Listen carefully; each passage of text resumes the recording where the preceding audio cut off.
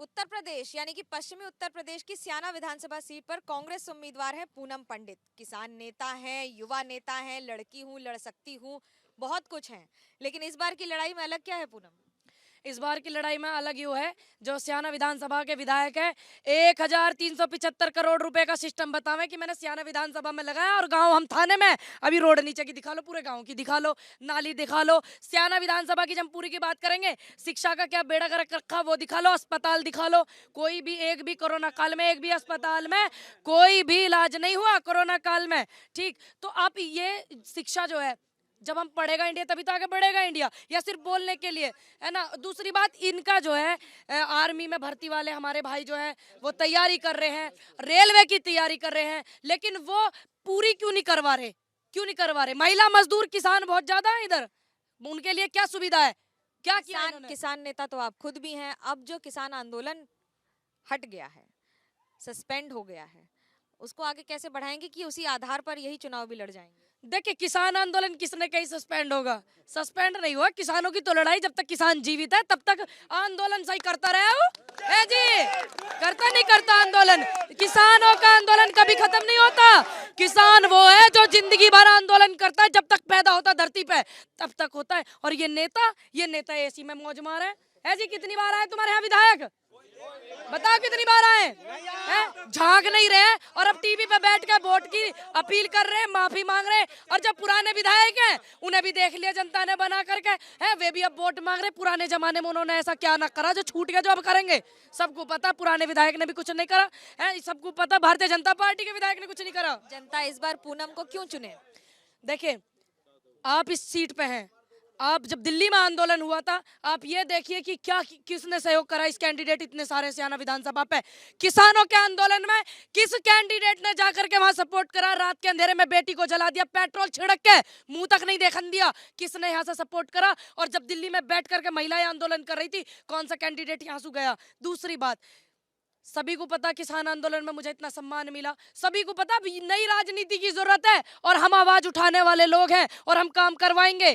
किस बात के लिए? किसानों की आवाज उठावेंगे, हम युवाओं की आवाज उठावेंगे जिनकी नौकरी नहीं लग रही, हम बहन बेटियों की आवाज उठावेंगे जो 10 महीने तक लड़की गायब हो जा और ये ढूंढने में असफल रहे में। तो कहाँ गया इनका सिस्टम? कहाँ गया बताओ?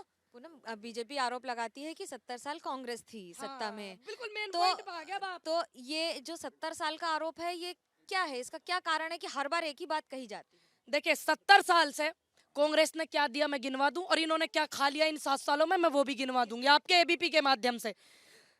हमारे देश में सुई ना बनाई, हमारे देश में कंप्यूटर, मारुति किसका सपना था? इंदिरा जी जैसे प्रधानमंत्री किसने दिए? पंडित जी जैसे प्रधानमंत्री किसने दिए? हमारे देश को चलाने वाले लोग, है ना, अर्थशास्त्र वाले प्रधानमंत्री, जिनको ये कहते थे चुप चुप रहे, चुप चुप रहे। लेकिन तुम्हारी तरह इतना झूठ तो नहीं बोलते थे, वो काम तो करते थे। और जब डॉक्टर मनमोहन सिंह प्रधानमंत्री था, हमारे देश किसकी बराबरी कर रहा था? अमेरिका की। और अब देश के प्रधानमंत्री सबसे अमीर party Bharatiya Janata party, record लिख गए आया सबसे अमीर पार्टी। इन्होंने क्या किया देश को? ये इतने नकारा हो गए जो देश की धरोहर संपत्ति बेच रहे, इतने नकारा हो गए। दूसरे देशों से कर्जा लेकर हमारे देश पर कर्जा चढ़ा रहे, टैक्स महंगा, पेट्रोल महंगा, डीजल महंगा, इतनी महंगाई चरम पे है, गैस सिलेंडर महंगा। उसके बावजूद ये कहते हैं कि देश की अर्थव्यवस्था विकास नहीं देखने को मिलता। और जब इतना सिस्टम खराब हो, देश पे इन्होंने कर्जा करवाया, देश की धरोहर को बेचा, युवा बेरोजगार है, पद खाली है। और जब भी हमारे देश का विकास नहीं होता तो मान लीजिए कि गद्दी पे कोई नकारा व्यक्ति बैठा हुआ है। जो आवाज उठा रही हैं आप, ये आवाज, यही आवाज बीजेपी कहती है कि जो कांग्रेस शासित राज्य हैं, 70 साल में मैं बताती हूँ क्या क्या बनवाया। कांग्रेस शासित देश है, एमएसपी ले रहा खूब आराम से पंजाब, है ना, खूब राजस्थान, छत्तीसगढ़ के कर्जा माफ करा हमारे बघेल साहब जो। तो मैं ये 7 मुख्यमंत्री खटक रहे इनकी आंखों में। 7 साल तो हमारे देश में कांग्रेस ने वो करा, भाईचारे को बरकरार रखा। जैसे अब सिस्टम 2013 के बाद से हुआ, देश में कभी हुआ इतना लड़ाई झगड़ा? हिंदू मुसलमान हुई इतनी? खिलाई ऐसी अफीम नहीं खिलाई, आपस में जनता नहीं भिड़ती। ये कुर्सी के लालच में ये करते हैं सिस्टम को खराब। और आज के दिन हमारे महात्मा गांधी जी को गोली मारने वाले लोग, आज के दिन ही तो गोली मारी थी। मैं उनको नमन करती हूँ, महात्मा गांधी जी को। और ऐसे लोग जो गोली मारने वाले लोग हैं उनको नमन करते हैं और उनकी पूजा करते हैं। और महात्मा गांधी जी ने देश को एक किया, देश में आंदोलन चलाया, इतना कुछ किया। और ये पूछते हैं 70 साल में क्या किया? अरे वो किया जिसे बेच के तुम खा रहे हो, वो किया जो तुम बड़े बड़े इतनी 700 करोड़ की गाड़ी वो खर्च कर रहे हो, टैक्स हमारा खराब कर रहे हो, जो तुम बड़ी बड़ी गाड़ियां बदल रहे हो ना, क्या ऐसी सुरक्षा में क्या आफत आ गई? देश में और भी तो प्रधानमंत्री हुए, ऐसी सुरक्षा में नई नई गाड़ी रोज बदल रहे, दूसरे दिन काय को बदल रहे, पुरानी गाड़ी इनके टायर जल्दी फट रहे हैं, क्या हो रहा है उन पर, क्या सिस्टम बिगड़ रहा है उनका?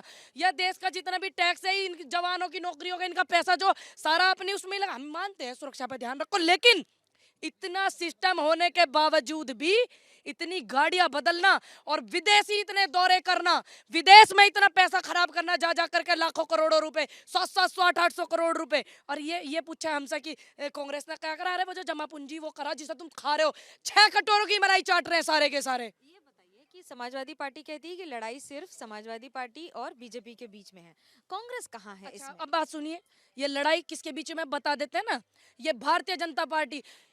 जितनी भी इस समय में सिस्टम खराब हुए, किसानों का आंदोलन चला, सबसे पहले किसानों को सपोर्ट किसने किया? राहुल गांधी जी ने।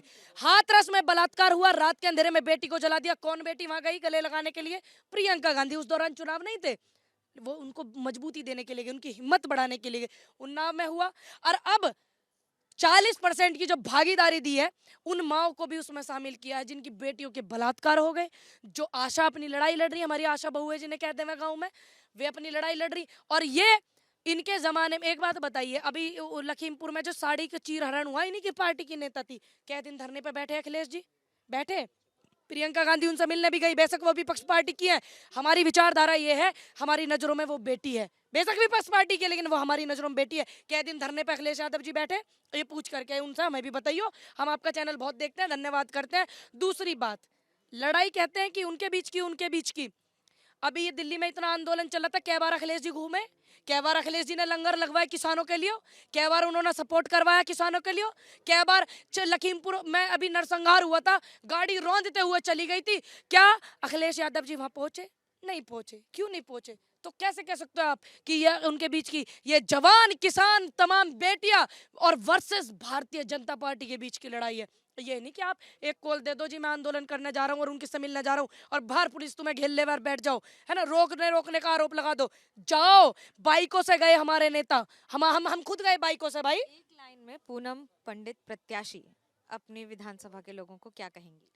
मैं बस यही कहना चाहूंगी सियाना के अपने घर से, अपने परिवार से, कि आप उस बात को ध्यान में रखा, जितने कैंडिडेट उतरे हुए हैं उन्होंने कितना आपके आवाज उठाई, कितना आपको सपोर्ट करा, कितना आपकी बहन बेटियों के लिए अच्छा बोला, और कितना बलात्कारी जो आदमी होते हैं उनके खिलाफ कौन खड़ा रहा और उनके साथ कौन खड़ा रहा। आप इस बात को ध्यान में रखें।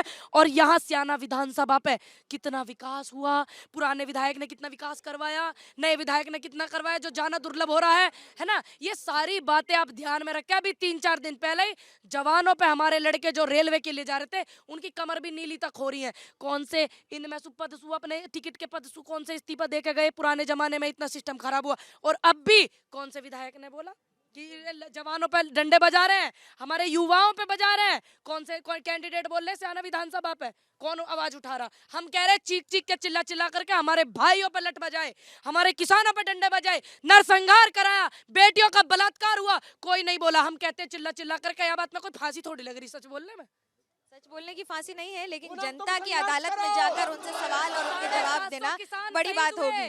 कैमरा पर्सन सूरज पांडे के साथ मनोज्ञा लोईवाल। जो शहीद हुए आंदोलन में, जिन्हें ये कहते हैं हमारे पास रिकॉर्ड ना, भारतीय जनता पार्टी के नेता, अब तुम्हारे पास भी रिकॉर्ड नहीं होना चाहिए कि इनकी वोटर लिस्ट में कितनी वोट डली है।